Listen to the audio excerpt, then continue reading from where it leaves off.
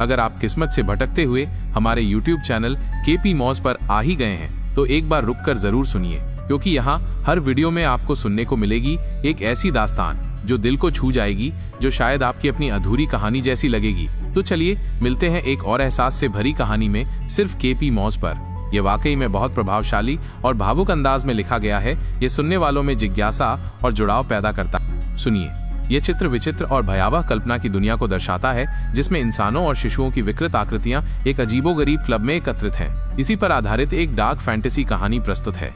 कहानी का शीर्षक माओ का शापित क्लब। हर रात 3 बजे शहर के एक कोने में एक रहस्यमयी क्लब खुलता था, द बेबी ब्लू क्लब। ये क्लब आम इंसानों के लिए नहीं था। कहा जाता था कि ये उन औरतों की आत्माओं का अड्डा है जिन्होंने कभी अपने नवजात शिशुओं को त्याग दिया था। लेकिन इस रहस्य को जानने वाला कोई जीवित नहीं बचा था।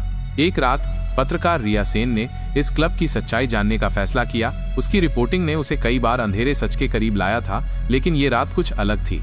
जैसे ही वो क्लब में घुसी, वहां का दृश्य उसकी रूह कंपा देने वाला था। नर्तकियां नहीं, बल्कि हजारों विकृत शिशु मानव आकृतियों पर झपट रहे थे। हर महिला की देह पर वे चढ़ बैठे थे, जैसे अपनी खोई हुई मां से बदला ले रहे हों। डांस फ्लोर पर एक सुंदर लेकिन पागल सी महिला पोल डांस कर रही थी। उसकी आंखों में आंसू थे और होठों पर मुस्कान। वो थी माया, जिसने अपने बच्चे को जन्म के बाद शमशान के पीछे फेंक दिया था। रिया जब भागने लगी, तब एक शिशु आकृति ने उसकी टांग पकड़ ली। वो चीखी, लेकिन उसकी आवाज संगीत और चीखों के समंदर में खो गई। तभी एक बूढ़ा आदमी दिखा, क्लब का मैनेजर, जिसने कहा, ये वे माताएं हैं जिन्होंने ममता को मजाक समझा था। अब हर रात ये अपने गुनाह का प्रायश्चित करती हैं। रिया को अब समझ आया कि यह क्लब नहीं, एक शापित पाताल लोक था, जहां हर रात मातृत्व की हत्या की सजा चलती थी। माओ के शापित क्लब की भयावह रात रिया के मन में गहरे तक बैठ गई थी। वह उस रात मुश्किल से बच पाई थी। उस बूढ़े मैनेजर की रहस्यमयी मुस्कान और क्लब में कैद माताओं की चीखें उसके कानों में गूंजती रहती थीं। उसने फैसला कर लिया था कि वो इस नरक के द्वार को दुनिया के सामने लाएगी। अगले कई दिन रिया ने उस क्लब के बारे में जानकारी इकट्ठा करने में बिताए। शहर के पुराने अभिलेखागार, गुमनाम किंवदंतियां और फुसफुसाहटों के बीच उसे कुछ टुकड़े मिले। पता चला कि वो क्लब सदियों पहले खुला था, एक अभिशप्त जमीन पर, जहां कभी अनगिनत शिशुओं को त्याग दिया गया था। किंवदंती थी कि धरती की रुदन से एक अंधेरी शक्ति का जन्म हुआ, जिसने उन माताओं की आत्माओं को कैद कर लिया और उन्हें उनके अपराधों को हर रात भुगतने के लिए मजबूर किया। रिया ने अपनी खोजी पत्रकारिता के कौशल का इस्तेमाल करते हुए उन महिलाओं के बारे में जानकारी जुटाई जो उस क्लब में दिखाई दी थीं। माया के अलावा उसे कुछ और नाम और उनकी दर्दनाक कहानियां मिली। एक अमीर महिला जिसने अपनी बदनामी के डर से अपने नाजायज बच्चे को नदी में फेंक दिया था। एक गरीब माँ जो अपने बच्चे का पालन पोषण करने में असमर्थ थी और उसे अनाथालय के बाहर छोड़ गई थी। और एक क्रूर युवती जिसने गुस्से में अपने अनचाहे बच्चे को मार डाला था। हर कहानी त्याग, डर और पश्चाताप के अंधेरे धागों से बुनी हुई थी। रिया जानती थी कि सिर्फ कहानियां पर्याप्त नहीं होंगी। उसे उस क्लब का कोई ठोस सबूत चाहिए था, कुछ ऐसा जो उसकी भयावह वास्तविकता को साबित कर सके। वो एक और रात उस शापित जगह पर लौटने का फैसला करती है, इस बार अपने साथ एक कैमरा और रिकॉर्डिंग उपकरण लेकर।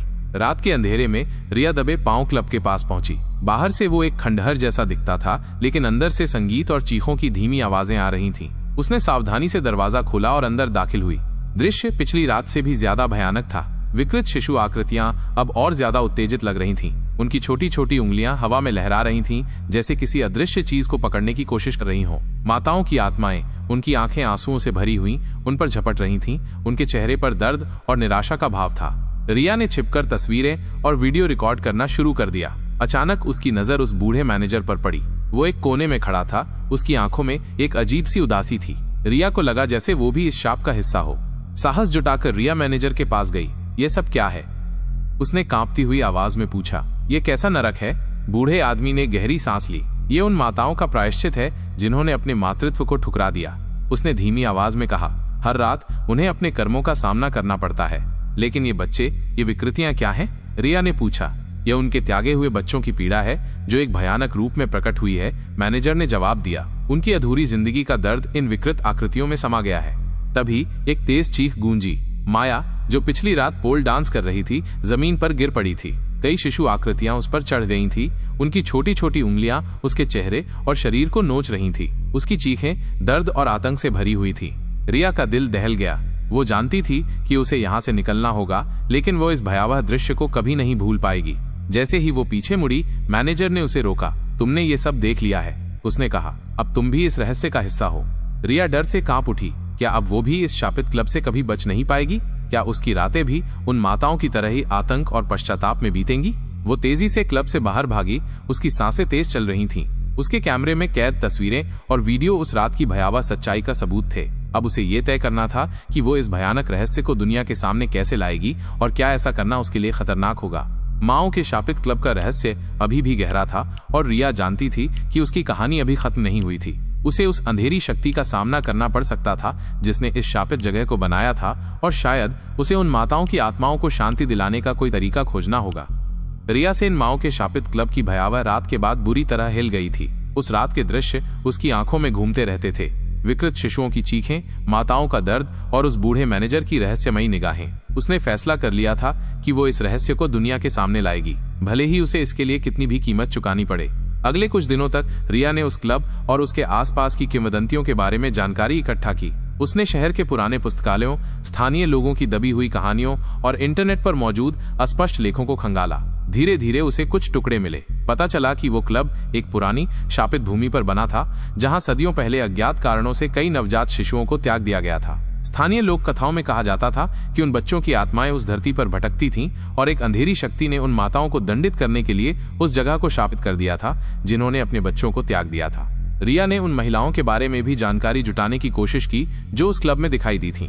माया के अलावा उसे कुछ और नाम मिले, लेकिन उनकी कहानियां धुंधली और अधूरी थीं। ऐसा लगता था जैसे उस क्लब से जुड़ा हर व्यक्ति और हर कहानी रहस्य के पर्दे के पीछे छिपी हुई थी।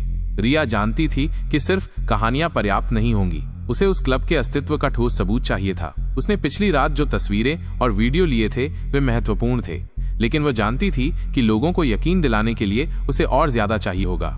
एक और रात रिया फिर से उस शापित क्लब की ओर चल पड़ी। इस बार वो अकेली नहीं थी। उसने अपने एक पुराने मित्र और सहयोगी विक्रम को साथ लिया था, जो एक अनुभवी कैमरामैन था। विक्रम शुरू में थोड़ा हिचकिचा रहा था, लेकिन रिया की दृढ़ता और उसकी कहानी की भयावहता सुनकर वो मदद करने के लिए तैयार हो गया था। रात के अंधेरे में दोनों दबे पांव क्लब के पास पहुंचे। बाहर से वो और भी वीरान लग रहा था, जैसे सदियों से किसी ने उसकी परवाह न की हो, लेकिन अंदर से एक धीमी दर्दनाक आवाज आ रही थी, मानो अनगिनत बच्चे एक साथ रो रहे हों।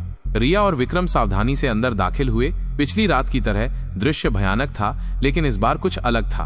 विकृत शिशु आकृतियां पहले से ज्यादा बेचैन लग रही थीं और माताओं की आत्माओं के चेहरे पर पहले से ज्यादा निराशा और पीड़ा थी।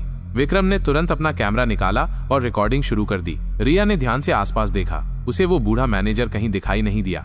अचानक एक कोने से एक धीमी आवाज आई, तुम वापस आ गई। रिया और विक्रम मुड़े। वो बूढ़ा मैनेजर एक अंधेरे कोने में खड़ा था। उसकी आंखें उदासी से भरी हुई थीं। तुम कौन हो? रिया ने पूछा। उसकी आवाज में डर और जिज्ञासा का मिश्रण था। ये सब क्या है? बूढ़े आदमी ने एक गहरी सांस ली। मैं इस जगह का रखवाला हूँ, उसने कहा। मैं सदियों से यहाँ हूँ, इन माताओं के प्रायश्चित को देखता हूँ। प्रायश्चित? विक्रम ने पूछा। ये तो नरक है। उनके कर्मों ने इसे नरक बना दिया, मैनेजर ने जवाब दिया। उन्होंने अपनी ममता को त्याग दिया और अब उन्हें इसकी कीमत चुकानी पड़ रही है। और ये बच्चे, ये विकृतियां? रिया ने पूछा। ये उनके त्यागे हुए बच्चों की आत्माएं हैं, मैनेजर ने कहा। उनकी अधूरी जिंदगी का दर्द और गुस्सा इस रूप में प्रकट होता है। तभी क्लब के बीच में खड़ी एक महिला आत्मा चीख उठी। उसकी देह पर कई शिशु आकृतियां चढ़ गई थीं। उनके छोटे छोटे हाथ उसे नोच रहे थे। वह दर्द और पश्चाताप से चिल्ला रही थी। रिया का दिल टूट गया। वह इन आत्माओं की पीड़ा को महसूस कर सकती थी। क्या इन्हें कभी मुक्ति नहीं मिलेगी? उसने मैनेजर से पूछा। बूढ़े आदमी ने उदासी से सिर हिलाया। जब तक इस धरती पर मातृत्व का अपमान होता रहेगा, तब तक ये शाप जारी रहेगा। रिया और विक्रम ने उस रात जो कुछ भी देखा और सुना उसे रिकॉर्ड किया। वे जानते थे कि उनके पास एक ऐसी कहानी है जो दुनिया को हिलाकर रख देगी। अगले दिन रिया ने अपनी रिपोर्ट और विक्रम के वीडियो फुटेज को एक बड़े समाचार चैनल को सौंपा। शुरू में संपादक स्केप्टिकल थे, लेकिन जब उन्होंने फुटेज देखा तो वे सन्न रह गए। कहानी जल्द ही राष्ट्रीय स्तर पर फैल गई, जिससे लोगों में डर और जिज्ञासा का माहौल पैदा हो गया। सरकार ने तुरंत उस क्लब की जांच के आदेश दिए। जब पुलिस और विशेषज्ञ उस जगह पर पहुंचे तो उन्हें अंदर कुछ भी असामान्य नहीं मिला, सिर्फ एक पुराना वीरान क्लब। रिया और विक्रम के फुटेज को धोखा और भ्रम बताया गया, लेकिन रिया जानती थी कि उसने क्या देखा था। वो जानती थी कि माओ का शापित क्लब एक वास्तविक जगह थी, एक ऐसी जगह जहां मातृत्व के त्याग का भयानक परिणाम भुगतना पड़ता था। भले ही दुनिया ने उसकी कहानी पर विश्वास नहीं किया, रिया ने हार नहीं मानी। वो जानती थी कि उसे उन माताओं और उनके बच्चों के लिए न्याय दिलाना होगा। उसने उस शापित भूमि के इतिहास और किंवदंतियों पर अपनी रिसर्च जारी रखी, ये जानने की कोशिश करती रही कि उस शाप को कैसे तोड़ा जा सकता है। एक रात रिया को एक पुरानी किताब मिली जिसमें उस शापित भूमि के बारे में एक प्राचीन रस्म का उल्लेख था। कहा जाता था कि अगर त्याग किए गए बच्चों की आत्माओं को शांति से विदा किया जाए और माताओं द्वारा सच्चे पश्चाताप का प्रदर्शन किया जाए तो शाप टूट सकता है। ये एक खतरनाक और असंभव सा लगने वाला काम था, लेकिन रिया जानती थी कि उसे कोशिश करनी होगी। वो फिर से उस क्लब में जाने का फैसला करती है, इस बार एक अलग इरादे के साथ उस शाप को खत्म करने के लिए। माओ के शापित क्लब का रहस्य अभी भी गहरा था और रिया की यात्रा अभी शुरू हुई थी। उसे उस अंधेरी शक्ति का सामना करना पड़ सकता था जिसने उस शापित जगह को बनाया था, और शायद उसे उन माताओं और उनके बच्चों की आत्माओं को शांति दिलाने का कोई तरीका खोजना होगा। इस कहानी का दूसरा भाग सुनना चाहते हैं तो बने रहें हमारी चैनल केपी मॉज पे।